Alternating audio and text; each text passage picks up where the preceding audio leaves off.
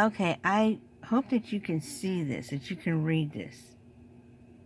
The important thing, acknowledgement of uploaded deposit. What is this I'm showing you? I'm showing the email of the confirmation I got back from the Copyright Office today, March 20, 2018, on my song that I just finished, Brokenness, Weeping, and Sackcloth.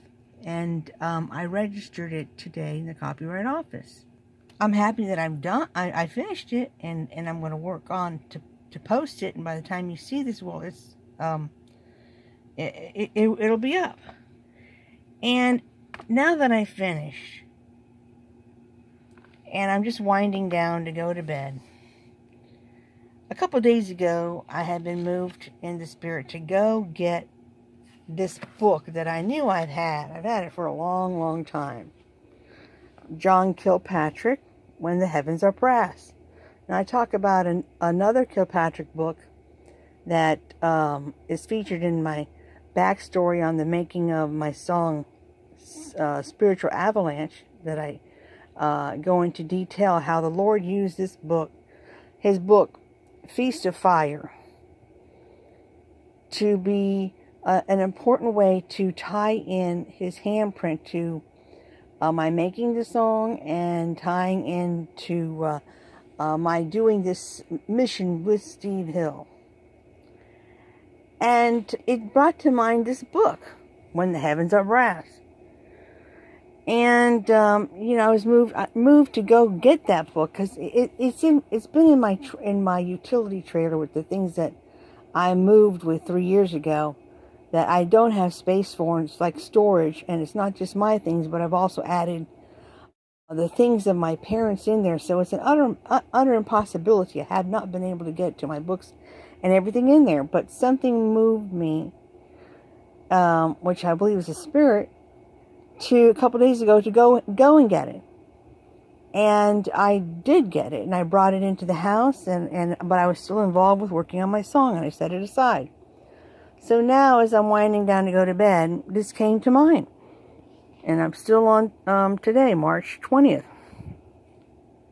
So I had noticed now Stephen Hill gave the foreword. But when I took it out now to look at it, I was trying to look at the back cover, and then something told me, okay, open up the back. And I opened the back, and what's the first thing I see? The power of brokenness. Well, I just showed you that I just registered my song that starts out with brokenness, weeping, and sackcloth, which is dealing around the power of brokenness to start revival. Oh my gosh, any other time, if I had opened this a month before or 2 months before I even had this song idea, this wouldn't have meant anything to me. It just would have been a blurb of someone's book called The Power of Brokenness. But that God has me take this book out. After I finish my song, I register it to then pick this up and open up to here to see the power of brokenness, like a confirmation from the Lord, a synchronistic message and sign to me. It's just another amazing thing. And I said, how long have I had this book? I've had this book, I don't know how long. I said, I've for years. I said, and I couldn't remember, when did I get this book?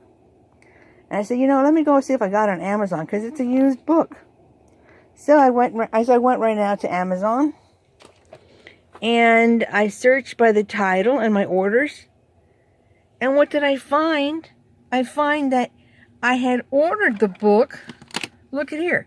I had ordered this book on the very same day that the Lord had moved me to order Feast of Fire, the Father's Day outpouring. So I already explained in my other video how for 4 years, the Feast of Fire I'd had on my bookshelf, and I was not moved in the spirit to even look at it, and it seemed random until the very day the Lord had used it to introduce me supernaturally to Steve Hill on March 14th, 2014. Well, this, when the heavens are brass, look how God works.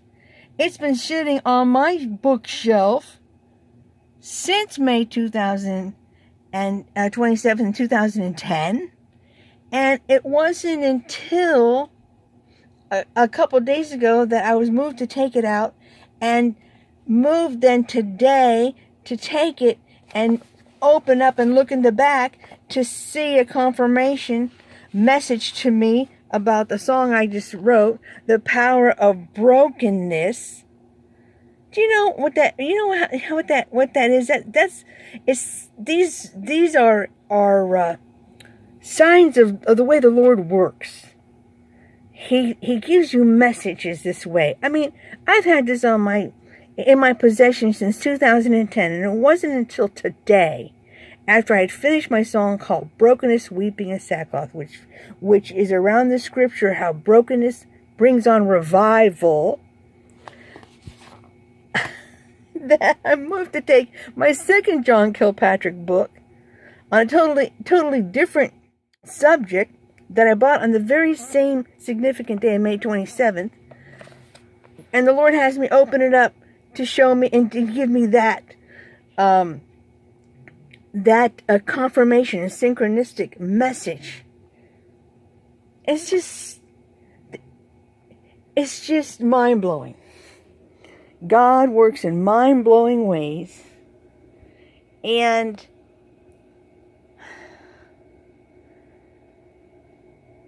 He can tuck away little treasures and jewels and objects that in His season, He'll use them to communicate to you and to confirm to you His being behind something you are walking in. But what really makes it very interesting to me that He has, at both times, it has been through some book by this Pastor John Kilpatrick. That's amazing.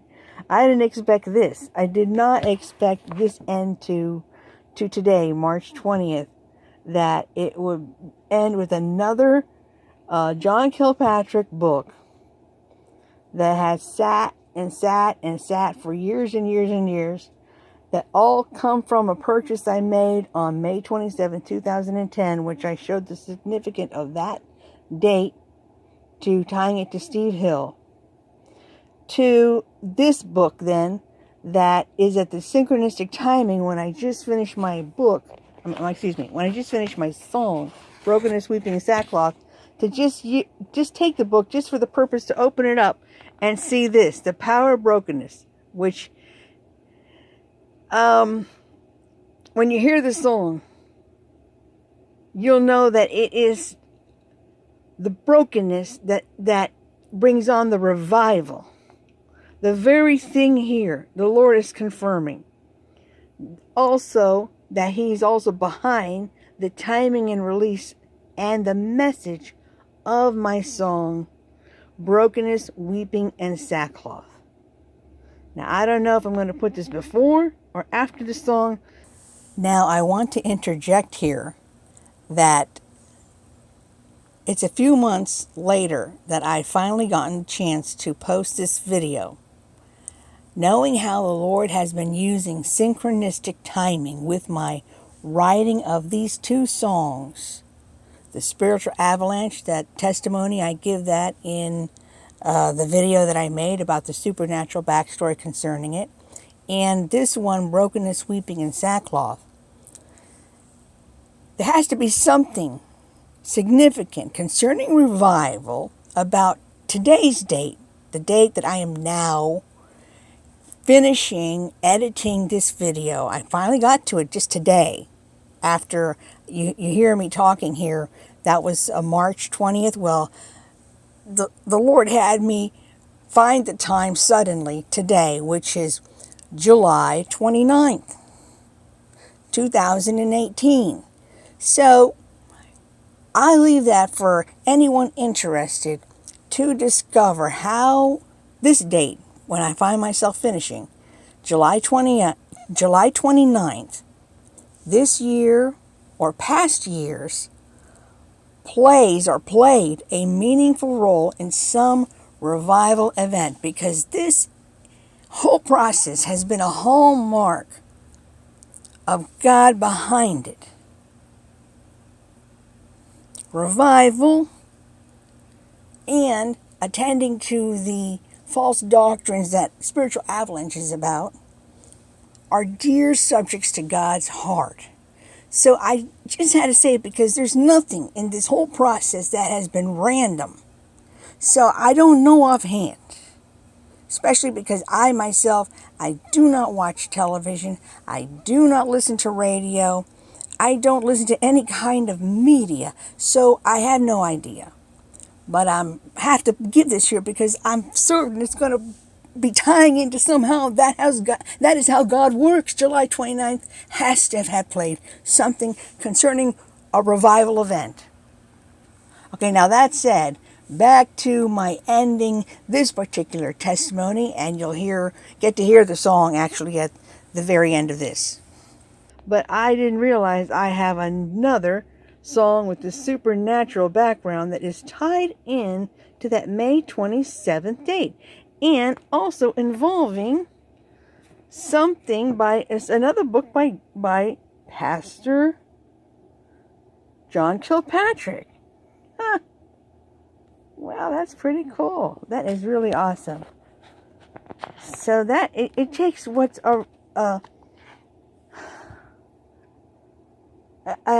an important message of a song that's just by itself important, and gives it a God confirmation. It's His timing, and it's His handiwork.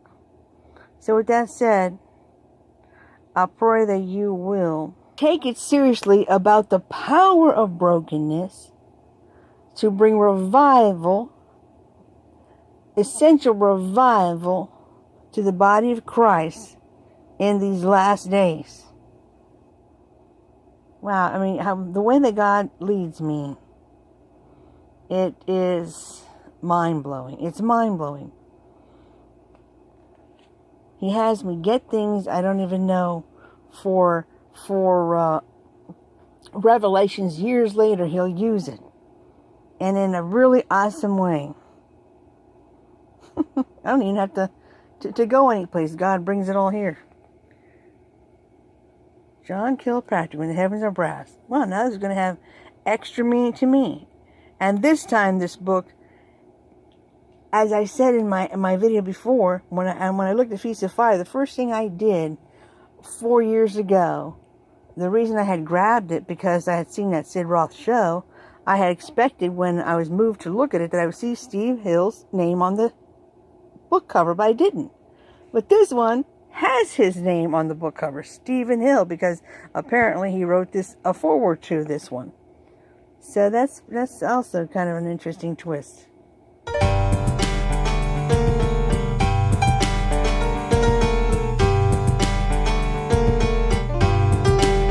There's only one hope for church so early today, and it can't come through any man-planned crusade,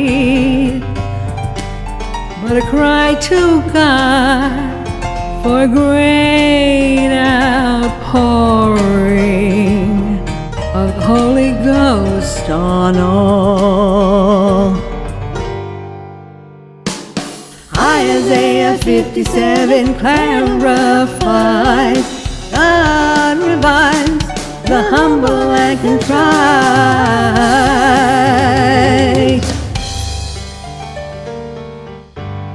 We're at an hour of spiritual crisis, as theater goers, people come to worship,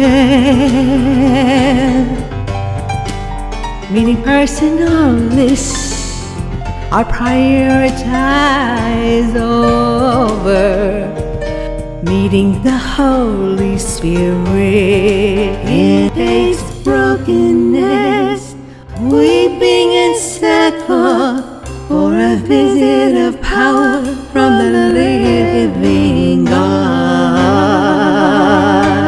This kind of trouble calls for a power showy revival, as led by William Booth, where the Spirit would lift stubborn men out of back pews, carry them over the falls, dump them at the altar. Their obstinacy broke, where they shook by holy fire, until freed of every sin's yoke.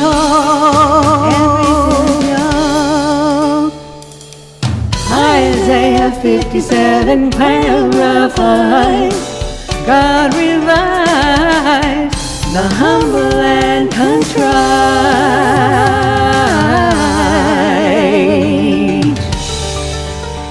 For revival today, meet at your chapels and homes. Bring your heart sob and groan to the Holy on the throne. Keep on till the works of your flesh are undone and purified at last. God hears your orisons. For it takes brokenness, weeping and sackcloth for a visit of power from the living God. Brokenness, weeping and sackcloth. Brokenness, weeping and sackcloth. It takes brokenness, weeping and sackcloth for a visit of power from the